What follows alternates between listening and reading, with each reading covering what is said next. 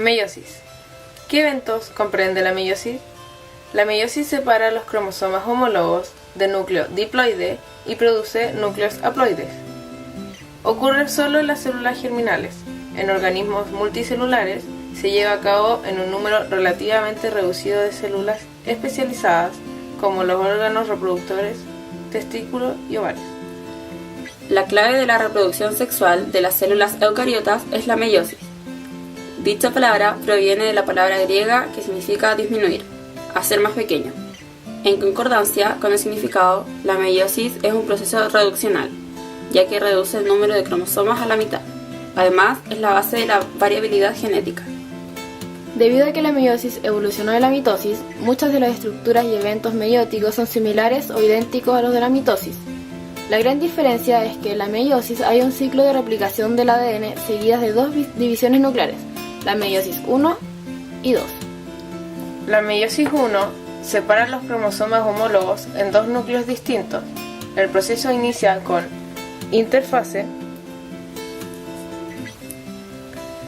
En la meiosis 1 se duplica el ADN de 2C a 4C. Luego de esto comienza la profase 1. Aquí los cromosomas homólogos se aparean e intercambian en detalle. Pero veamos qué sucede en detalle. En esta fase ocurren 5 subetapas. La primera se llama leptonema. Aquí, las cromátidas individualmente están terminando de condensarse gracias a la acción de las proteínas llamadas histonas, y así pasan a ser cromosomas con dos cromátidas unidas por el centrómero. Luego ocurre cigonema, subetapa donde los cromosomas homólogos hacen sinapsis por medio del complejo sinaptonémico y forman tétradas. Llamaremos a uno de los homólogos cromosoma materno y al otro cromosoma paterno, ya que ambos fueron heredados originalmente de la madre y el padre respectivamente. En la tercera subetapa, llamada paquinema, ocurre una mayor condensación de los cromosomas, hasta que son más gruesos y cortos. Se generan además los quiasmas, que son puntos donde los cromosomas materno y paterno se entrelazan.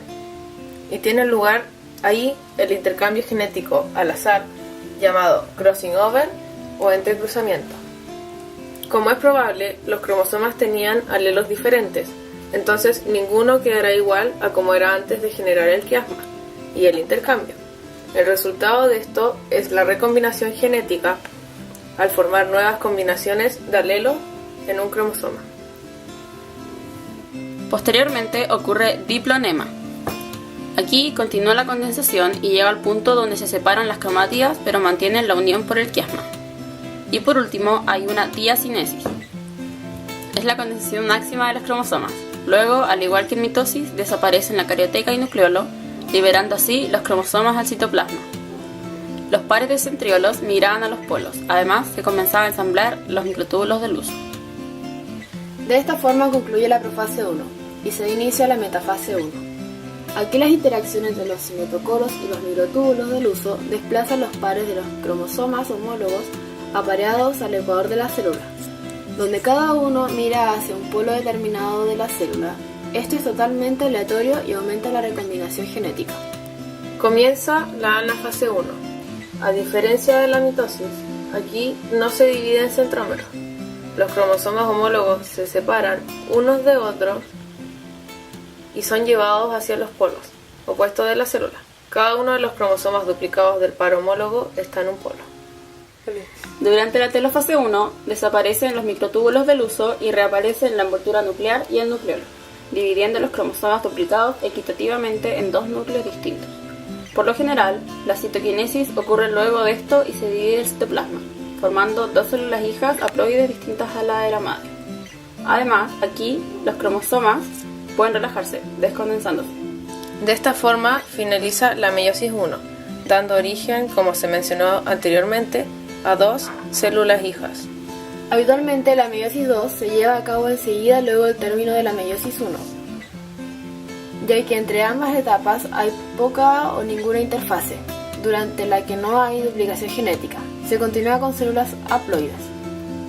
Durante la meiosis 2 ocurre un proceso idéntico a la mitosis, donde las cromátidas hermanas de cada cromosoma homólogo se separan formando 4 células hijas haploides. Se comienza con la profase 2.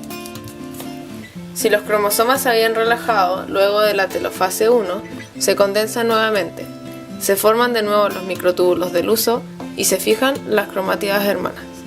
Se inicia metafase 2. Cada uno de los cromosomas tiene cinetocoros totalmente en funcionamiento que se fijan a microtúbulos del huso para que se alineen en el ecuador de la célula. Durante la anafase 2, las cromátidas hermanas se separan dividiéndose su centrómero y son llevadas a polos opuestos. Comienza telofase 2. Se forman nuevamente la carioteca y el nucleolo. La citocinesis da origen a 4 células hijas haploides, cada uno con un miembro de los cromosomas homólogos. En conclusión, la meiosis es un proceso de doble duplicación de las células germinales que al dividirse originan células haploides con variabilidad hereditaria. El conocimiento de los procesos de mitosis y meiosis permite comprender la evolución, la dinámica de los seres vivos y hasta sus enfermedades.